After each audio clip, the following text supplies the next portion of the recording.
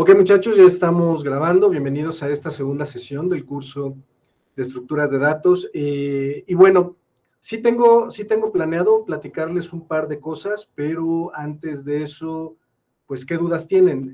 La primera práctica se entrega mañana, no es terriblemente difícil, especialmente si ya habían llevado ICC conmigo. Y me gustaría pensar que si llevaron ICC con algún otro profesor de la carrera, tampoco sería extremadamente difícil. El libro cubre los algoritmos de la clase lista a un detalle casi ridículo, es el punto. O sea, para la primera clase que tienen que hacer, que tienen que escribir, sí hacemos mucho énfasis en cómo, casi con pelos y señales, cómo tienen que hacer los algoritmos, cómo tienen que escribir, implementar los algoritmos. En subsecuentes prácticas ya no va a ser así, cada vez se va a dar más por hecho que entienden de lo que estamos hablando, y entonces los algoritmos terminarán siendo descritos básicamente como con pistas, ¿no? Tienen que hacer esto y esto y esto, pero ya implementarlo les tocará a ustedes. Entonces, bueno, nada más para empezar, ¿alguno de ustedes tiene alguna duda? Acuérdense que es lo principal de estas reuniones, no son clases. O sea, realmente las videoconferencias no funcionan como clases. Entonces, ni los videos grabados en YouTube, por cierto, pero bueno, eso es otra discusión. Entonces, ¿alguno de ustedes tiene alguna duda, muchachos? ¿O algún comentario de la mecánica de cómo estamos llevando el curso? No, todo perfectamente claro, todo el mundo está contento, todo el mundo vamos a sacar 10. Ok, Pues sí, todo bien. Ok. Les recuerdo que entre más rápido descubran que no entienden y lo pregunten, mejor. O sea, obviamente si no han hecho nada, pues no van a tener ninguna duda, ¿verdad? Pero bueno, entonces, rápidamente nada más quiero cubrir el problema del paro que me comentaron varios en la primera sesión que no lo habían visto, algunos nunca lo habían escuchado. Y es de los resultados de computación más importantes que existen. Apropiadamente, el autor del resultado es uno de los computólogos más importantes que han existido en el mundo, si no es que el más importante, Alan Turing. Pero no fue el primero en obtener el resultado. Bueno, no queda completamente claro. Más o menos al mismo tiempo, Alonzo Church de Princeton en Estados Unidos, básicamente demostró el mismo resultado de forma completamente distinta. Alan Turing, que estaba escribiendo su manuscrito, o sea, estaba escribiendo para publicación este resultado, y se lo mostró a von Neumann, el mismo del modelo von Neumann de cómputo. Y que, por cierto, el modelo von Neumann de cómputo es un poco una burla, porque es básicamente una máquina de Turing. Pero bueno, entonces, von Neumann había leído el artículo de Church, que acababa de salir por esos meses. La diferencia fue de meses, que acuérdense, no había internet, no había televisión, había teléfono, pero las llamadas transatlánticas eran una cosa muy extraña. De hecho, no sé si en ese momento ya había llamadas transatlánticas. Es posible que no.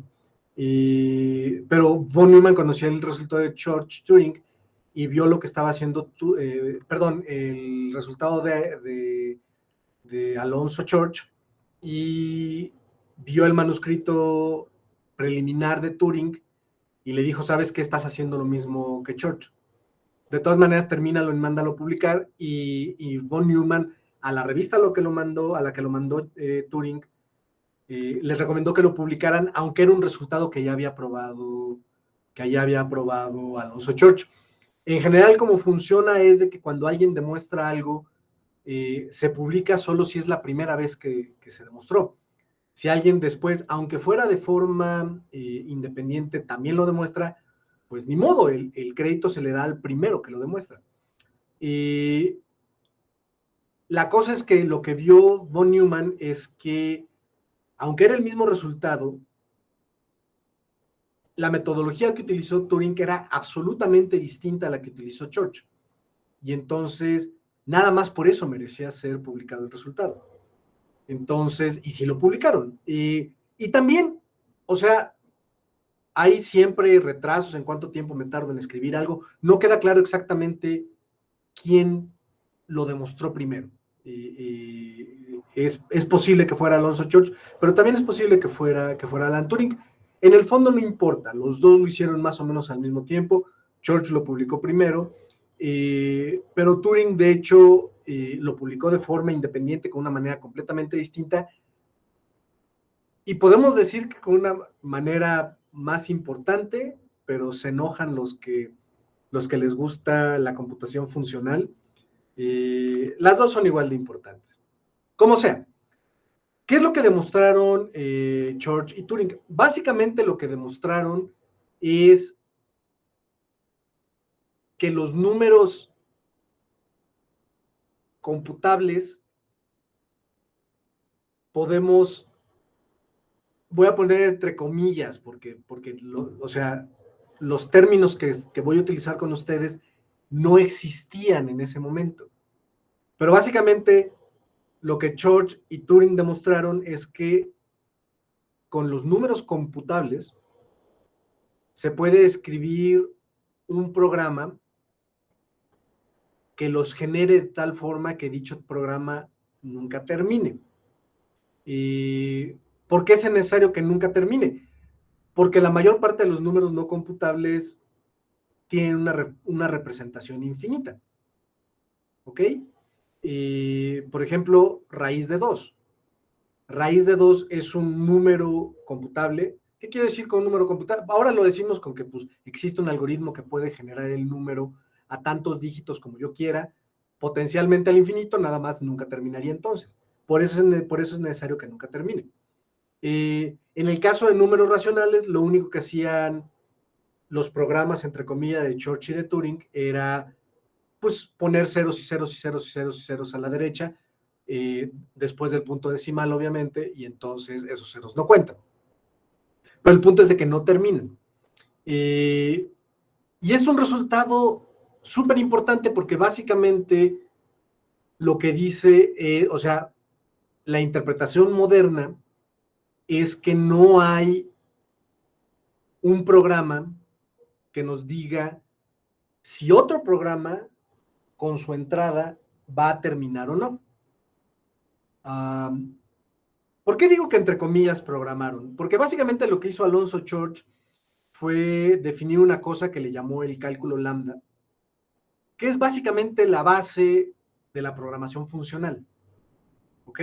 No existía el término de programación. Un poquito.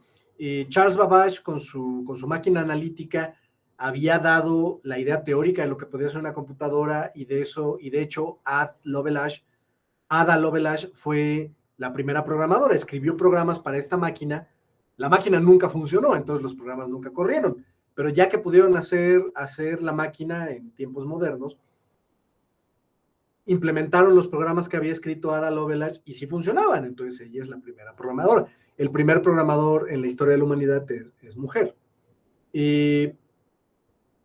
Pero justamente no funcionó la máquina de Babbage por razones ingenieriles, pero también porque pues, no tenían bien el modelo teórico, que es justamente lo que Church define con el cálculo lambda y lo que hace de forma equivalente Turing con las máquinas de Turing. Entonces, básicamente lo que dice Church es lo mismo. Puedo escribir programas, no les decían así en ese momento, pero puedo escribir en notación de cálculo lambda, es un programa, un algoritmo que me permite generar los números computables. Y estos programas nunca terminan porque los números computables en general nunca terminan. Lo mismo hace Church con las máquinas de Turing.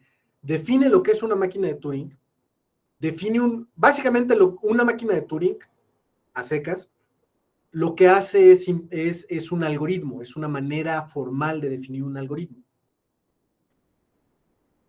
Y entonces lo que hace Turing después es generar básicamente una colección de algoritmitos, que es lo que hoy en día diríamos programa una serie, una biblioteca de herramientas, con lo cual le permite definir una máquina universal de Turing, que una máquina universal de Turing lo que hace es poder implementar todos los algoritmos. Las máquinas de Turing tienen una cinta de memoria y lo que hace la máquina universal es de que en esa cinta lo que viene inicialmente es la descripción del programa, del algoritmo, su entrada, y ya al correrla, pues lee la descripción del algoritmo, lee la entrada y ejecuta el algoritmo con esa entrada y produce una salida. Que por cierto, es exactamente lo mismo que hace el modelo de von Neumann.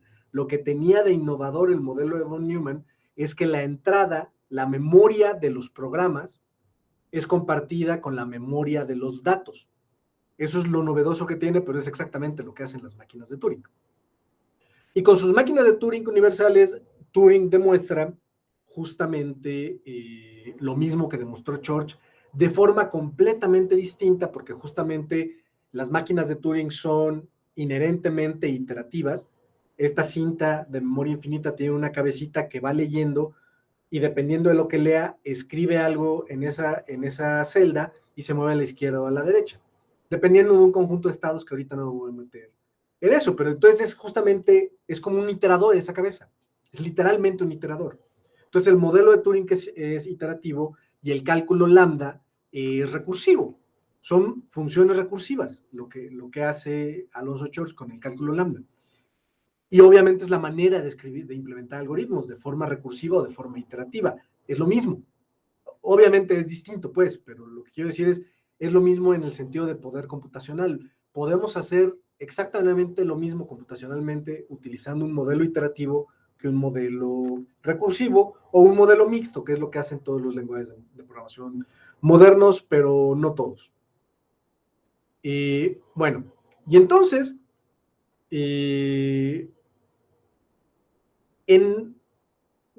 bueno, nada más una nota. Turing les dice máquinas nada más a sus máquinas. En ningún momento les dice máquinas de Turing, porque encima de todo, Turing era increíblemente humilde.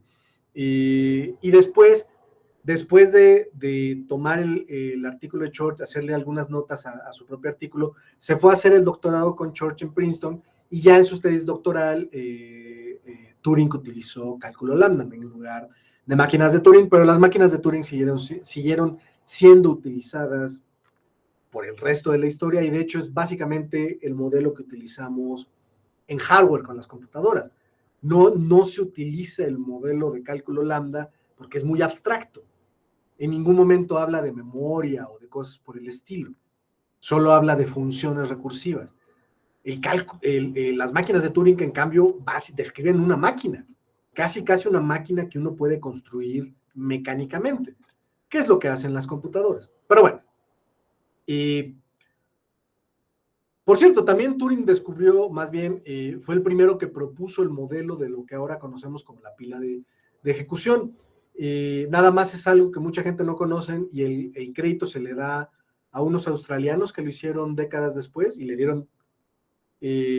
dieron a esos australianos de manera muy irónica, les dieron el premio Turing por el modelo de la pila de ejecución, cuando Turing mismo había propuesto uno. Lo que pasa es que no fue en un artículo científico, fue en un reporte técnico, y bueno, es de esas cosas que pasan en la ciencia.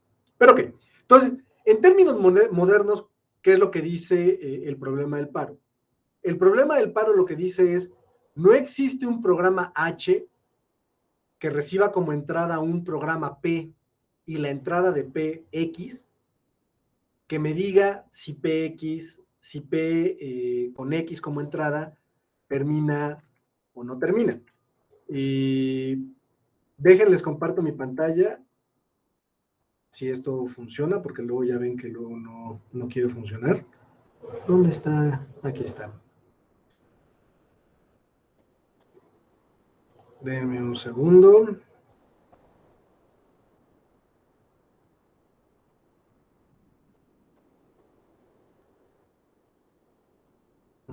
No me está. Denme un segundito. Porque ya ven que esto es como magia negra.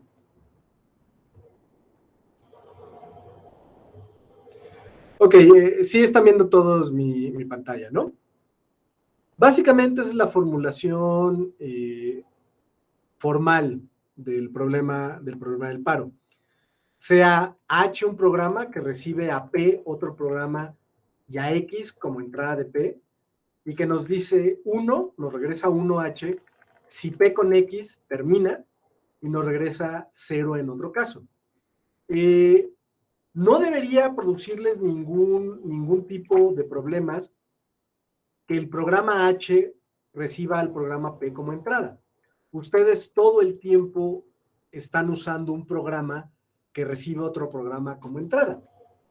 Java C, el compilador de Java, recibe como entrada un programa escrito en el lenguaje de programación Java en múltiples archivos de texto con extensión .java. ¿Ok? Maven lo que hace es invocar Java C con estos archivos de texto. El POM XML justamente le dice a Maven cómo invocar Java C con qué archivos. Le pueden echar un ojo si algún día les interesa. Entonces, que un programa reciba otro programa como entrada no tiene nada de novedoso. Un programa es una serie de ceros y bits, perdón, de ceros y unos, una serie de bits. Entonces, lo podemos ver justamente como un numerote, como un número entero muy grandote. Y entonces, lo que nos dice el programa del paro es que el problema del paro es que este programa H, que nos dice si otro programa P con su entrada X termina o no, nos regresa 1 si sí termina y 0 si no, lo que dice el problema del paro es este programa H no existe. Y bueno, lo vamos a demostrar, pero básicamente lo primero que tenemos que entender es que lo que sea que haga H con P, H no puede ejecutar el programa P, porque si ejecuta el programa P con X como entrada y P no termina con X como entrada, entonces H tampoco terminaría. Entonces, lo que sea que haga H, no lo ejecuta. ¿Quién sabe qué magia negra haga con P? Pero no lo puede ejecutar. ¿Ok? Bueno, entonces, ¿cómo lo demuestran esto George y Turing? Ahorita lo discutimos, pero nosotros vamos a verlo como lo hacemos los computólogos. ¿Qué es lo que hacemos cuando nos dicen que tenemos un programa H? Pues escribimos otro programa que utiliza el programa H. Entonces, vamos a utilizar notación de Java para hacer buena onda con ustedes. Y vamos a decir que tenemos un programa G. Ya sé que es un método nada más, pero supongan que es un programa. Un programa G que recibe como entrada un programa P y que lo que hace es, si H, estoy suponiendo que H existe, por supuesto, quiero demostrar que no existe, ¿qué hago? Supongo que sí existe. Y llego a una contradicción. Entonces, si el programa H con P y P como entrada, o sea, lo que voy a hacer es darle a P misma como entrada, o sea, el programa P va a recibir al programa P como entrada, no tiene nada. De nuevo, un programa son ceros y unos, es un número grandote. Véanlo así, véanlo como un enterote. Entonces le paso ese enterote como entrada. Y si H con P y P me regresa 1, entonces entro en un ciclo infinito. Este while es un ciclo infinito. ¿Por qué? Porque el cuerpo es vacío. Este punto y coma inmediatamente después del while true es vacío. Entonces el cuerpo no hace nada y lo que tengo como condicional es un true. Entonces, este while nunca termina. Entonces, el programa G, que recibe a P y P termina consigo mismo como entrada, entonces el programa P entra en un ciclo infinito y no termina. Eso es justamente lo que quiere decir que entra en un ciclo infinito. Si el programa, si H de P con P me regresa a 0, pues entonces termino el programa G. Obviamente el else y el return es completamente redundante. Es solo para que quede claro que si H con P y P regresa a 0, entonces G termina inmediatamente. ¿Vale? Entonces, vamos a ver de nuevo el enunciado del problema del paro. Pues si tenemos el enunciado del problema del paro, o sea, la definición de H, y estoy suponiendo que H sí existe y escribo un programa G con H, ¿cuál es la pregunta interesante? La pregunta interesante es justamente, ¿qué pasa si ejecuto G con G? O sea, ¿qué pasa si a G le paso G como entrada? Acuérdense, estamos escribiendo un programa G que recibe programas. Entonces lo que hago es ejecutar G con G como entrada.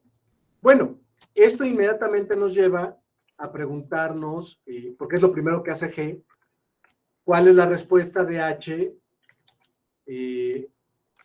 con G y G? ¿Sale?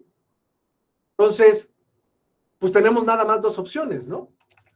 La primera opción,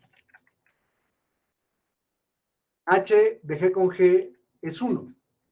Entonces, esto tiene dos consecuencias por la definición de H y por el programa G que tenemos ahí. No tenemos que adivinar, ahí está G escrito. Entonces, por la definición de H, H de G, G es igual a 1, sí y solo sí, G con G como entrada termina. Es justamente lo que dice la definición de G. ¿Sale? Entonces, H de G, G es 1, sí y solo sí, G con G como entrada termina. Ok, pues vamos a ejecutar G, lo tenemos ahí al lado. Entonces ejecutamos G con G. ¿Qué es lo que pasa cuando ejecuto G con G como entrada? Lo primero que hace es preguntar H de G, G, porque le estoy pasando G a G. ¿Y cuál es la respuesta de H, G, G? Pues es 1, es lo que estoy suponiendo. Entonces, si H de G, G es 1, G con G como entrada entra en un ciclo infinito y por lo tanto no termina. Pero justamente que H de G, G sea 1 quiere decir que termina, por la definición de H. Entonces, si H de G, G, o sea, si G con G como entrada termina, entonces G con G como entrada no termina. ¿Sale? Si G con G termina, eso quiere decir que H de G, G es 1. Y si es el caso, G con G como entrada no termina porque entra en un ciclo infinito. Entonces, si G con G termina, G con G no termina. Ok, bueno, a lo mejor eso nada más pasa cuando H de G, G es 1. ¿Qué pasa cuando es 0? De nuevo, por definición, eso quiere decir que G con G como entrada no termina. ¿Sale? Pero de nuevo, lo ejecutamos. Entonces, entramos a G con G como entrada, lo primero que hace es preguntar H de G, G, esto regresa a 0 porque es lo que estoy suponiendo, y entonces termina automáticamente. Entonces, si G con G como entrada no termina, resulta que G con G como entrada sí termina. ¿Ok? Y por lo anterior, si G con G como entrada termina, entonces G con G como entrada no termina. ¿Qué quiere decir? Que la suposición inicial, los casos donde H de G, G es 1 y 0, cubrimos todos, porque H regresa 1 o 0. Entonces ya cubrimos todos los casos, ya no es una suposición, cubrimos todos los casos y con un caso llevamos una contradicción y con el otro caso llegamos a otra contradicción. Entonces, la única suposición que queda, que es que H exista, quiere decir que no es posible, porque llegamos a una contradicción. Por lo tanto, H no existe. Y ese es el problema del paro. Voy a dejar de compartir mi pantalla. Bueno, básicamente es lo que hacen Turing con sus máquinas de Turing. Hace una máquina de Turing que si suponemos que no termina, termina, y suponemos que termina, no termina. Y Church escribe un programa en cálculo lambda que entra en una recursión infinita si suponemos que no te entra en una recursión infinita, y que no entra en una recursión infinita si suponemos que entra en una recursión infinita. ¿Ok? Funciones de orden superior es un término que utilizan los matemáticos. Ahorita nada más concentra, o sea, Función, con cálculo lambda tiene todo el sentido del mundo pensar en funciones de orden superior, pero piensen como computólogos. El punto de que una cosa sea computable es de que es computable en este universo, de que puedo construir una máquina física,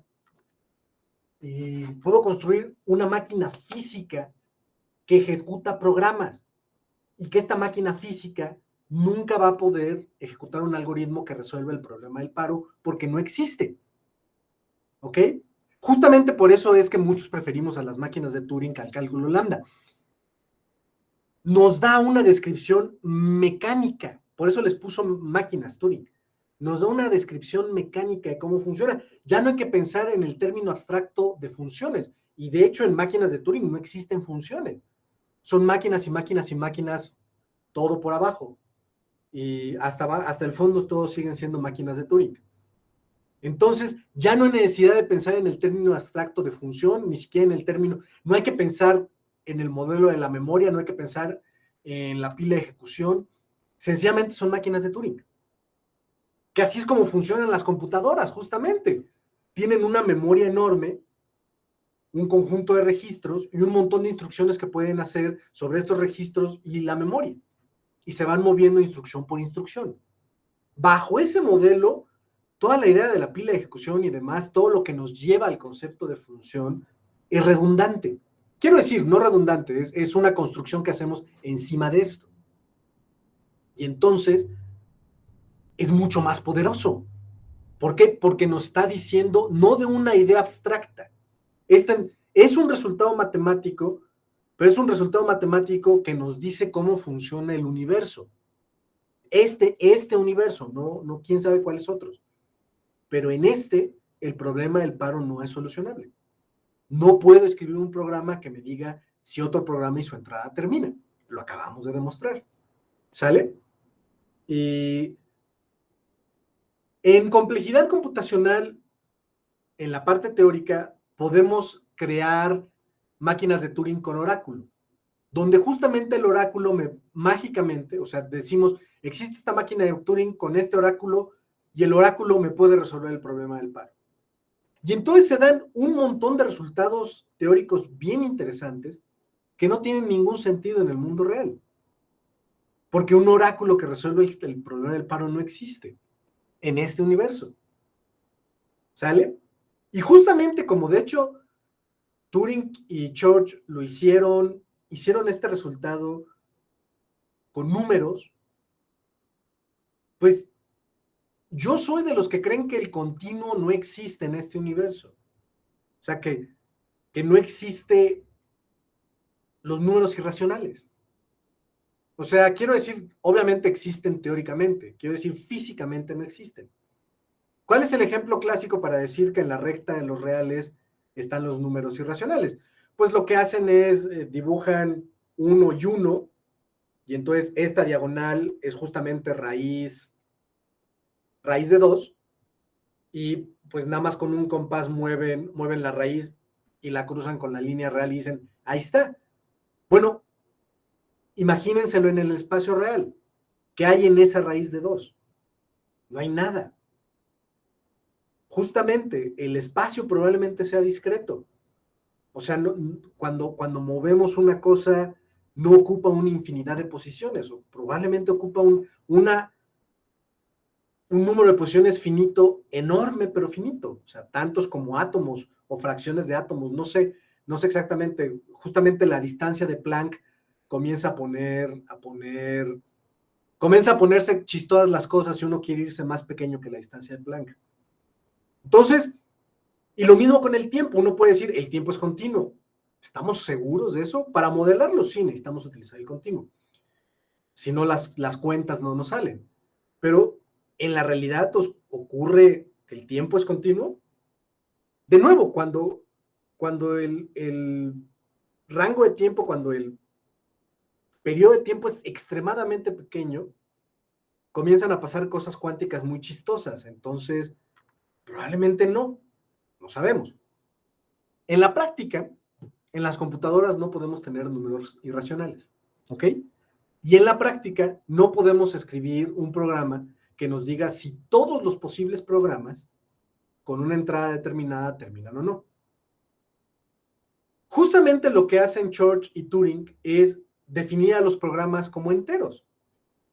Turing explícitamente lo que hace es a cada máquina de Turing la puede describir de manera binaria, con ceros y unos, y entonces les puede asignar un número entero. Y entonces tenemos, imagínense una matriz con las columnas, todos los números enteros, y los renglones, de nuevo, todos los números enteros. 0, 1, 2, bla, bla, bla, bla, 0, 1, 2, bla, bla, bla, bla. Entonces, justamente como está checando qué pasa con un programa cuando se recibe a sí mismo como entrada, es checar la diagonal de esta matriz. Es un argumento de diagonalización.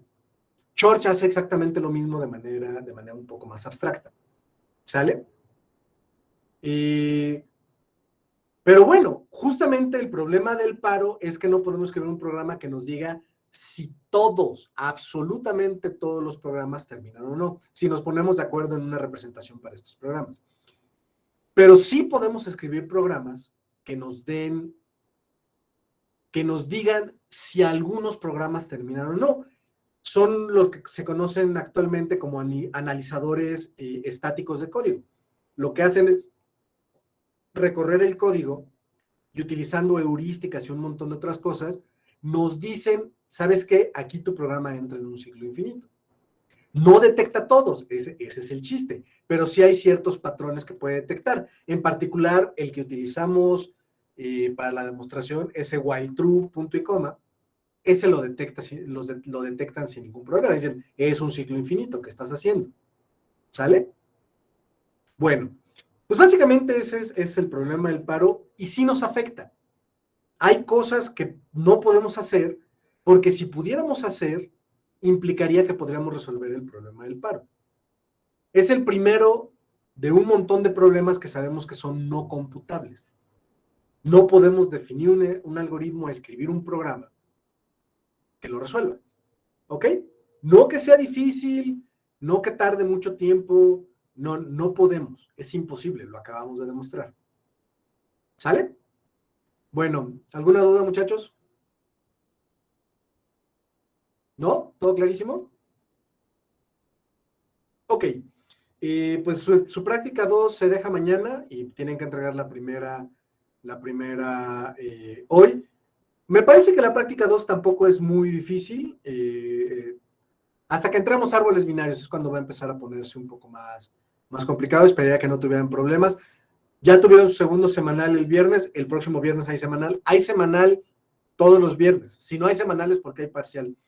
Generalmente escribo un correo electrónico avisando del examen semanal, se me olvidó la semana pasada, voy a tratar de hacerlo todo el semestre, pero no debería ser necesario, todos los viernes tienen examen, ¿sale? Si no es semanal es porque es parcial, ¿ok? Y bueno, si no hubiera ninguna duda o comentario, aquí le pararíamos. ¿Alguien tiene algo que decir o que preguntar? Víctor dice, recomiendo un libro o artículo para temas como el problema del paro. Me parece que en el libro de Lisa y mío se cubre, la verdad no me acuerdo. Según yo sí. Bueno, quién sabe, porque lo que pasa es que yo justamente vi el problema del paro en primer semestre en la carrera. Me lo dio Elisa, nos lo dio a todo nuestro grupo, Elisa. Y lo que pasa es que luego hay gente que siente que es demasiado agresivo ver en primer semestre el problema del paro. Yo creo que no. A mí me parece perfecto para justamente tanto recursión como iteración.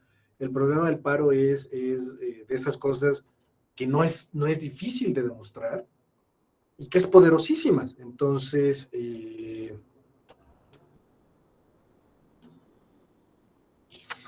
creo que lo quitó justamente, lo quitó del libro del texto al final. No me acuerdo si en la primera había una sección con el problema del paro.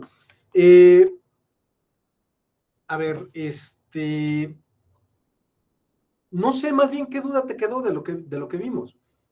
Para temas como el del problema del paro. Y pues es de complejidad computacional. ¿Te quedaste espantado? No, ¿de qué se espantan? O sea, hicimos un montón de hand waving, o sea, no fuimos formales, de nuevo. los computólogos en general no somos formales. La formalidad es un medio, no un fin en sí mismo. Si la idea de una demostración es clara, a mí me parece que no hay necesidad de estarse atosigando para tratar de hacerlo perfectamente formal, porque tal cosa no existe. Siempre hay un salto de fe con las demostraciones. Por ejemplo, justo utilicé el programa G, pero nunca dije cómo se describe el programa G, justo cómo interpreta el programa G, cómo interpreta el programa P. No lo ejecuta, pero tiene que interpretarlo de alguna manera, etcétera, etcétera. Todo eso sí lo hace Turing muy, muy detalladamente. De hecho, tiene errores en su artículo que están... Y luego sacó una corrección al artículo y sigue habiendo errores después de la corrección. Pero no importa, porque la idea central es correcta. Hay un montón de gente que ha corregido minuciosamente todos los artículos. Es del 30, no me acuerdo si ahorita si del 33 o del 36. Estoy casi seguro que es del 36, pero podría ser del 33. Entonces ha habido mucho tiempo para que la gente se ponga a resolver cualquier problema que pudiera haber con... es del 37. Lo escribió en el 36, salió publicado en el 37. Entonces ha habido casi un siglo, pero desde los 70 ya está perfectamente corregido. Pero vamos, de nuevo, todos esos detalles minuciosos probablemente solo les estorbaría para ver la belleza del resultado, que intuitivamente es muy fácil de ver. O sea, lo vimos ahorita. Nada más con lo que saben de Java ya deberían poder entender la demostración y no tiene mucho, vamos, si se quieren meter a detalles, se puede hacer perfectamente formal, pero entonces nada más es medio ilegible, medio inteligible. Entonces, sí, me parece más importante que lo entiendan a un nivel empírico. De nuevo, la formalidad no es algo que necesariamente nos importa a los computólogos. En gran medida lo que queremos los computólogos es demostrar lo que queremos demostrar, y para eso la formalidad. Lo que voy a decir, un montón de matemáticos lo consideran herejía, pero es la ventaja de no ser matemáticos. Y muchas veces la formalidad nada más mete ruido, ¿ok? Cuando la idea intuitiva ahí está y es clara. Digo, hay cosas tan abstractas que no se le puede dar la vuelta a esta formalidad, pero justamente resultados como el problema del paro intuitivamente deberían quedar claros. Y ahora, ¿qué otros problemas de este estilo hay? Un montón. Justamente todas las cosas de complejidad computacional. Ahora, hay una razón por la cual complejidad computacional es casi literalmente la última materia que llevan en la carrera. O sea, sí necesitan mucho más, pero les vamos aventando pedacito a pedacito estos resultados a lo largo de la carrera. En estructura de datos veremos algunos más, justamente veremos un poquito de análisis de algoritmos, pero no mucho, porque el curso no es análisis de algoritmos, es estructura de datos. Pero luego en análisis de algoritmo verán más cosas, en ingeniería de software verán otras cosas, en lenguajes de programación verán otras cosas, en lógica computacional van a ver un montón de estas cosas también, etcétera, etcétera. Entonces, no es, o sea, un libro que ahorita se me ocurra donde puedas ver este tipo de cosas, la verdad, sí se me ocurren un par, pero ahorita no les van a entender, vamos, con calma. Justamente por eso a mí sí me gusta ver el problema del paro en primer semestre, porque sí es entendible, sí se puede entender sin justamente si no nos queremos clavar muchísimo en la parte de la formalidad, ¿ok? Bueno, ¿alguna otra pregunta, muchachos? ¿No? Bueno, esto va a estar publicado en YouTube, entonces no dudo que salgan los matemáticos con sus trinchetes y antorchas a querer colgarme vivo por haber dicho que la formalidad no es tan importante, pero bueno, para los computólogos no lo es. Entonces, que es desde las ventajas que tenemos. Pero bueno, vamos a pararle aquí, muchachos. Yo les paso el link a los demás. Está bien, de por sí no me quieren, entonces, ¿cuál es el problema? Entonces, no es cierto, mis mejores amigos son de hecho matemáticos. Varios de mis mejores amigos. No hay forma de evitarlos en la Facultad de Ciencias. Pero bueno, vamos a pararle aquí, muchachos. Nos vemos en 2 semanas.